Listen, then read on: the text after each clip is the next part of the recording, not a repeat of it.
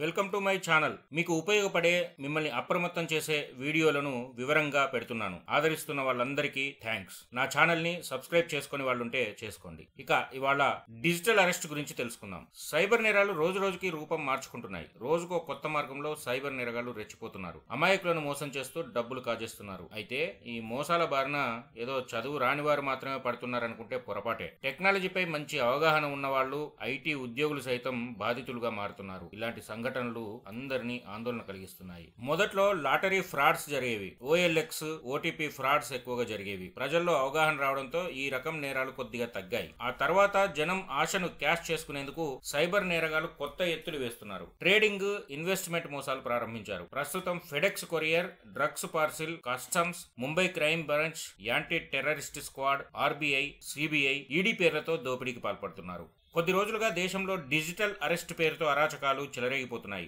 వీటిపై పెద్ద ఎత్తున చర్చ జరుగుతోంది. ఎక్కడో ఓ చోట తరచూ డిజిటల్ అరెస్ట్ అంటూ బాధితులు బయటకు వస్తున్నారు. ఎప్పటికప్పుడు సైబర్ క్రైమ్ నిపుణులు కూడా జాగ్రత్తలు చెబుతున్నారు. అయినా వీటి బారిన పడి మోసపోతున్న వాళ్ళు తగ్గడం లేదు. పైగా రోజు రోజుకు బాధితులు పెరిగిపోతున్నారు. ఇన్నాళ్ళు సైబర్ మోసం అంటే వందలు వేలల్లోనే నష్టపోయేవాళ్ళు. కానీ ఇప్పుడు డిజిటల్ అరెస్ట్ పేరుతో లక్షలు కోట్ల రూపాయల్లో బాధితులు మోసపోతున్నారు. డిజిటల్ అరెస్ట్ల పేరుతో కొత్త రకం దందాకు తెరతీసిన సైబర్ క్రిమినల్స్ జనానికి దడ పుట్టిస్తున్నారు. ఆన్లైన్ ఇంటరాగేషన్, డిజిటల్ అరెస్ట్ అని బాధితులను బెదిరిస్తూ అందిన కాడికి దోచుకుంటున్నారు. ఒక్క తెలంగాణలోనే చూసుకుంటే గడిచిన 10 నెలల్లో 3238 మంది బాధితులయ్యారు. వాళ్ళందరినీ డిజిటల్ అరెస్ట్ల పేరుతో బెదిరించి అంతర్రాష్ట్ర ముఠాలు 237 కోట్ల దాకా లూటీ చేశాయి. 237 కోట్లు అంటే చిన్న విషయం కాదండి. కాబట్టి అందరూ చాలా అలర్ట్ గా ఈ వీడియో వినండి. డిజిటల్ అరెస్ట్ బారిన పడి చాలా మంది కోట్ల రూపాయలు పోగొట్టుకున్నారు. మోసగాళ్లు ప్రభుత్వ అధికారుల్లో నటించి డబ్బు కొల్లగొడుతున్నారు. అప్రమత్తంగా లేకపోతే మీరు కూడా డిజిటల్ అరెస్ట్ అయ్యే ప్రమాదం ఉంటుంది. డిజిటల్ అరెస్ట్ మోసం నుంచి తప్పించుకోవడానికి ఏం చేయాలో ఇందులో వివరంగా చూద్దాం. ఈ వీడియోని ఎక్కడ స్కిప్ చేయకండి. కాస్త పెద్దగా ఉన్నా చూడండి. డిజిటల్ మోసం ఎదురైతే మీరు చాకచక్యంగా తప్పించుకునే టిప్స్ ను మిస్ అయిపోతారు. కాబట్టి వీడియో మొత్తం చూడండి. నా ఛానల్ ను సబ్స్క్రైబ్ చేసుకోండి.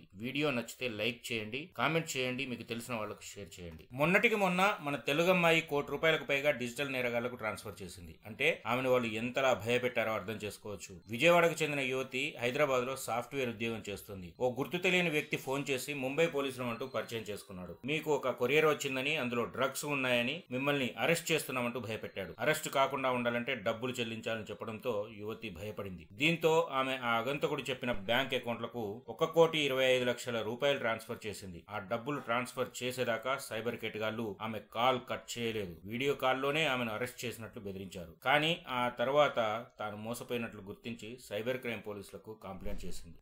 ఇదే విధంగా మనీ లాండరింగ్ అరెస్ట్ అంటూ హైదరాబాద్ కు చెందిన ఒక 74 ఏళ్ల వృద్ధురాలిని కూడా సైబర్ చీటర్స్ మోసగించారు. ఆమె ప్రభుత్వ రిటైర్డ్ ఉద్యోగిని. సైబర్ చీటర్స్ అంధేరి పోలీసులమంటూ ఫోన్ చేశారు. ఆమెపై ఎఫ్ఐఆర్ నమోదైందని చెప్పారు. ఆమె మొబైల్ నెంబర్ నుంచి హరాస్మెంట్ మెసేజ్లు పంపుతున్నట్లు గుర్తించామని చెప్పారు. 24 గంటల్లో ఆమె ఆధార్ తో లింక్ ఉన్న మొబైల్ నెంబర్లను ట్రాయ్ డీయాక్టివేట్ చేస్తుందని బెదిరించారు. అలాగే jet Airways chairman Naresh Goyal money laundering వ్యవహారంలో ఆమె అకౌంట్ల నుంచి లావాదేవీలు జరిగాయని ఆర్బీఐ, సిబిఐ గుర్తించిందని నకిలీ లెటర్లను కూడా పంపించారు. ప్రస్తుతం నరేష్ గోయల్ ను ఈడీ విచారిస్తుందని, ఈ కేసు నుంచి బయటపడాలంటే ఆమె అకౌంట్ లో ఉన్న డబ్బును ఆర్బీఐ అకౌంట్ లో డిపాజిట్ చేయాలని, విచారణ తర్వాత వడ్డీతో సహా ఆ డబ్బులు మళ్లీ తనకు వస్తాయని నమ్మించారు. లేకపోతే అరెస్ట్ చేయాల్సి వస్తుందని బెదిరించారు. తమది సీక్రెట్ ఏజెన్సీ అని, విషయాన్ని ఎవరికీ చెప్పవద్దన్నారు. దీంతో భయపడిన వృద్ధురాలు తన రిటైర్మెంట్ బెనిఫిట్స్, సేవింగ్స్ డబ్బుతో చేసుకున్న ఫిక్స్డ్ డిపాజిట్లు అన్ని విత్డ్రా చేసి ఆర్టీజీఎస్ ద్వారా స్కామర్ అకౌంట్లలోకి పంపించింది. మొత్తం ఎంతో తెలుసా?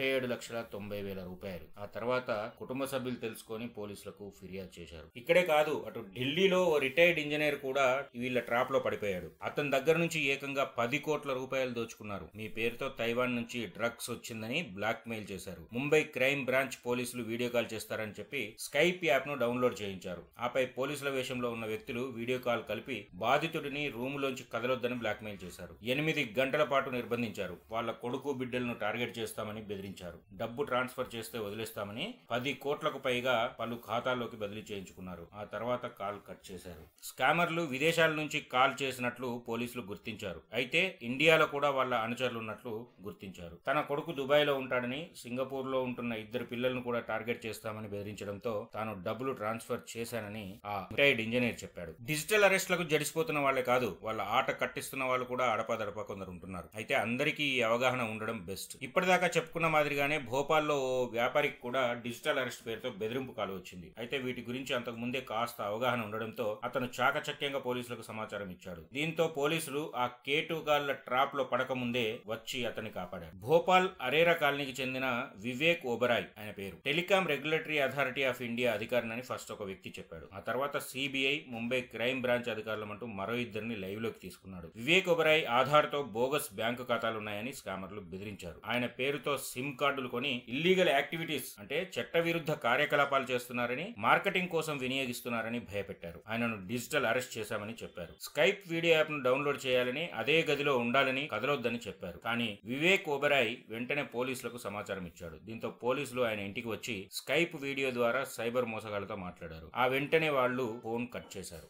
ఇటు కేరళలో కూడా సిబిఐ అధికారులంటూ పలువురిని డిజిటల్ అరెస్ట్ చేసిన నిస్సార్ అనే కేటుగాడిని పోలీసులు అరెస్ట్ చేశారు. వాడి దగ్గర డబ్బులు కూడా రికవరీ చేశారు. వాడిది ఎర్నాకుళం జిల్లా. తాను సిబిఐ అధికారిని నటిస్తూ చాలా మంది దగ్గర లక్షలు కోట్ల రూపాయలు నిస్సార్ దోపిడీ చేశాడు.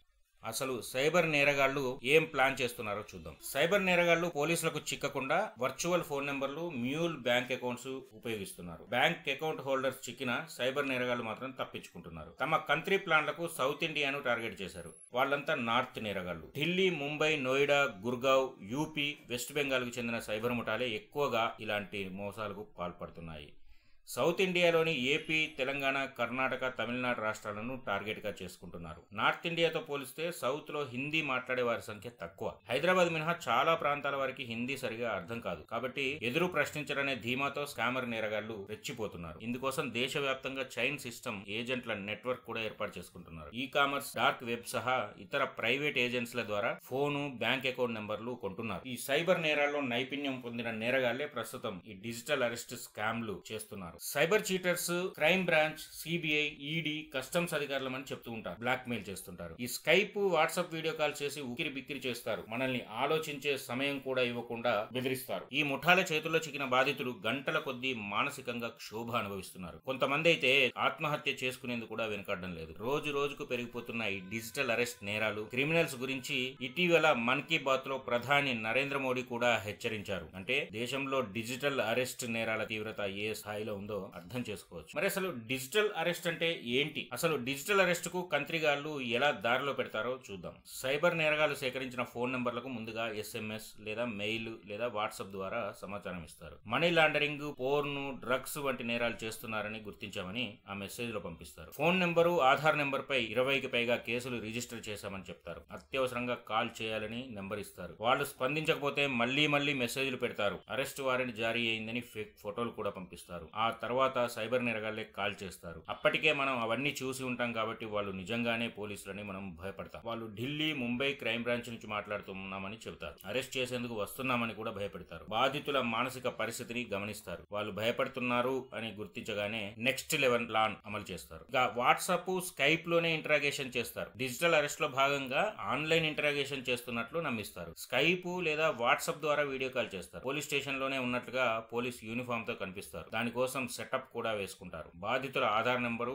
బ్యాంకు డీటెయిల్స్ తీసుకుంటారు. వాటిని పరిశీలిస్తున్నట్లు నటిస్తూ ఉంటారు. ఓ రూమ్ లో కూర్చొని మాత్రమే ఇంటరాగేషన్ ఎదుర్కోవాలని సూచిస్తారు. ఎవరికైనా చెప్పినా, కాల్ కట్ చేసినా వెంటనే అరెస్ట్ చేస్తామని బెదిరిస్తారు. బాధితులు తేరుకునే లోపు వారి పేరుతో ఫేక్ అరెస్ట్ వారెంట్లు, RBI, ED నోటీసులు వాట్సాప్ కి పంపిస్తారు. దీంతో బాధితులు అది నిజమే కావచ్చని నమ్ముతా ఉంటారు. కొద్దిసేపట్లోనే సిమ్ కార్డ్ డిస్కనెక్ట్ అవుతుందని, మీరు మేము చెప్పిన అకౌంట్ కి డబ్బులు ట్రాన్స్ఫర్ చేస్తేనే మీరు సేఫ్ గా ఉంటారని, లేదంటే కాసేపట్లో మీ ఇంటికి అరెస్ట్ చేయడానికి పోలీసులు వస్తారని చెప్పి బెదిరిస్తూ ఉంటారు. ఇలా గంటల కొద్దీ వీడియో కాల్లోనే ఉంచుతారు. చివరికి డీల్ కుదుర్చుకుంటే కేసు నుంచి తప్పిస్తామని నమ్మిస్తారు. వీలైనంత వరకు డబ్బును అకౌంట్లకు ట్రాన్స్ఫర్ చేయించుకుంటారు. మరి ఈ డిజిటల్ అరెస్ట్లను ఎట్లా అడ్డుకోవాలి? డిజిటల్ అరెస్ట్ క్రిమినల్స్ మిమ్మల్ని టార్గెట్ చేస్తే భయపడకండి. మీ బ్యాంక్ అకౌంట్ల పాస్వర్డ్లు, యూపీఐ పిన్స్ ఎవరికి చెప్పకండి. అత్యంత రహస్యంగా ఉంచుకోండి. ఎప్పుడూ అప్రమత్తంగా ఉండండి. అలాగే ఎదుటి వాళ్ళు ఎవరైనా సరే మీ పర్సనల్, రహస్య, ఆర్థిక వివరాలు ఇవ్వకండి. వాళ్ళు పోలీసుల, సిబిఐ అధికారుల, క్రైమ్ బ్రాంచ్ వాళ్ళ ఎవరైనా సరే భయపడకండి. ధైర్యంగా సమాధానం చెప్పండి. అంతేకాదు నిజమైన అధికారులు, బ్యాంకర్లు అయితే ఫోన్ లో మీ వివరాలు అడగరు. ఇది బండ గుర్తుగా పెట్టుకోండి. వాళ్ళు ఇలాంటివి ఏవైనా అడిగారంటే అలర్ట్ కండి. బెదిరించడానికి ప్రయత్నిస్తే భయపడకుండా ప్రశాంతంగా ఉండండి. మీ పర్సనల్ ఇన్ఫర్మేషన్, ముఖ్యంగా బ్యాంక్ అకౌంట్ వివరాలు, ఆధార్ కార్డు నెంబర్ వంటివి ఎవ్వరికి షేర్ చేసుకోకండి. ఏమాత్రం అనుమానం వచ్చినా వెంటనే పోలీసులకు, సైబర్ క్రైమ్ కి ఇన్ఫర్మేషన్ ఇవ్వండి. కాల్ చేసే పరిస్థితిలో లేకుంటే మెసేజ్ పంపించండి. ఇవన్నీ కాదండి, సింపుల్ చిట్కా ఒకటి తెలుసుకోండి. వీటన్నింటికంటే ఉత్తమమైన మార్గం ఏదో తెలుసా? చెబుతా, అందరూ ఫాలో కండి. దాన్ని ఫాలో అయితే మీకు ఏమాత్రం బాధ ఉండదు. ఇలాంటి కాల్ వచ్చిందంటే వెంటనే కట్ చేయండి చాలు. ఏ గొడవ ఉండదు. మళ్ళీ చేసినా ఆ నెంబర్లు బ్లాక్ లో పెట్టేయండి. SMS, వాట్సాప్ లో వచ్చినా కూడా రెస్పాండ్ కావద్దు. Be alert. సరే, ఒకవేళ పరిస్థితి చేయి దాటిపోయింది అనుకుందాం. మీ డబ్బులు ఏమైనా వాళ్ళు దోచుకున్నారని అనుకుందాం. ఆ వెంటనే cybercrime.gov.in అనే వెబ్సైట్ కి వెళ్ళండి. అందులో కంప్లైంట్ చేయండి. అవసరమైన ప్రూఫ్స్, స్క్రీన్ షాట్స్, వాళ్ళ నుంచి వచ్చిన నెంబర్లు, SMSలు, వాట్సాప్ మెసేజ్లు ఏమైనా ఉంటే జాగ్రత్త పెట్టుకోండి. దర్యాప్తు అధికారులకు ఆ వివరాలన్నీ ఇవ్వండి. మీ డబ్బులను రికవరీ చేయడానికి అధికారులు ప్రయత్నిస్తారు. ఇప్పటికీ నా ఛానల్ ని సబ్స్క్రైబ్ చేసుకుని వాళ్ళుంటే వెంటనే చేసుకోండి.